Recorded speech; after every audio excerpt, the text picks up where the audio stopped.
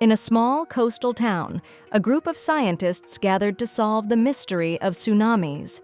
Dr. Whirlwind, known for his wild theories, claimed, "It's the fish, they sneeze, and whoosh, a wave."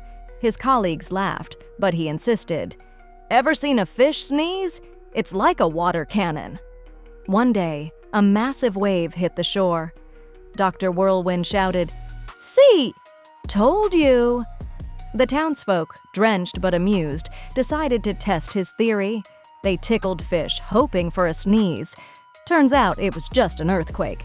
But now, the town's famous for its fish-tickling festival.